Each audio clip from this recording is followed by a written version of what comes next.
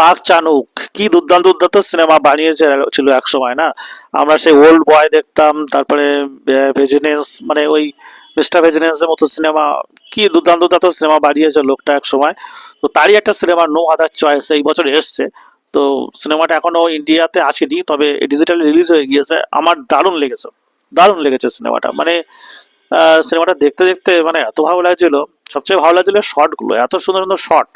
যেমন একটা জল খাওয়ার একটা দৃশ্য দেখাচ্ছে, একটা মুখ থেকে কিভাবে একজন জল খাচ্ছে সেটা আলাদা দিকে চেঞ্জ হয়ে যাচ্ছে, ক্যামেরার অ্যাঙ্গেল গুলো যেভাবে ধরছে, মানে জলের মানে গ্লাস খাচ্ছে, গ্লাসের ভেতর দিয়ে দেখাচ্ছে মানুষগুলো। অসাধারণ অসাধারণ শট, অসাধারণ দৃশ্য, এবং সিনেমাটোগ্রাফি তো দারুণ। মানে এত সুন্দর সুন্দর জায়গাও দেখানো হয়েছে না, মানে চোখ মানে আটকে যায়। তো যাই হোক, সিনেমার কথায় আসা যাক। সিনেমাটায় হচ্ছে একটা লোককে দেখানো হয়, যে লোকটা হচ্ছে মানে তার কোম্পানি থেকে ছাঁটাই হয়ে যায়।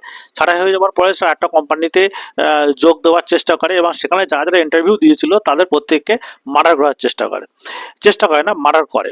তা এই যে কাহিনীটা, এটা পুরোপুরিভাবে একটা ডার্ক কমেডি। কমেডিটা দেখতে আপনার দারুণ লাগবে, ব্যাপক মজা পাবেন। হ্যাঁ, কোরিয়ান সিনেমার একটা মজা হলো, সেটা হলো আপনি ড্রামাটিক সিনেমা দেখছেন তাও আপনার দেখে যেতে হবে, ওরা মানে সঙ্গে সঙ্গে দর্শকদের হুক করে নিতে পারে, যেটা মানে জন্য আরো সিনেমাগুলো দেখতে হয়। তো ওল্ড বয়ের মতো সেরকম কোনো থিম ছিল না, সেরকম অ্যাকশন ট্যাকশন সেরকম কিছু ছিল না, কিন্তু সিনেমাটা দারুণ। সিনেমাটার মুখ্য ভূমিকায় আছে লি বং, যিনি এর আগে কি বলবো কোরিয়ান সিনেমার একজন বড় নায়ক, এবং একে স্কুইড গেমও সম্ভবত দেখা গিয়েছিল, হ্যাঁ স্কুইড গেমে দেখা গিয়েছিল।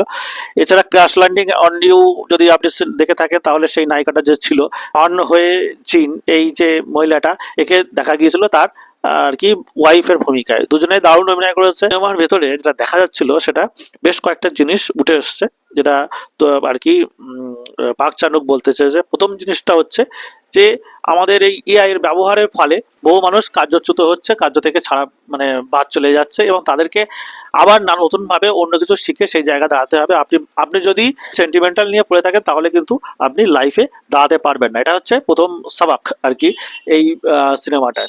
নেক্সট যে জিনিসটা নিয়ে আমি কথা বলছি সেটা হচ্ছে পুরুষদের উপরে যে ধরনের চাপগুলো পড়ে, এবং তারা সেটা নেওয়ায় অভ্যস্ত, এবং শেষ অবধি নিতেও বাধ্য হয়। হ্যাঁ, এবং যাই কিছু হোক না কেন, পুরুষের উপরে সংসার চালানোর একটা ভার থাকবেই। হ্যাঁ, এবং সেটা এই সিনেমাটাও ভালোভাবে বলা হয়েছে।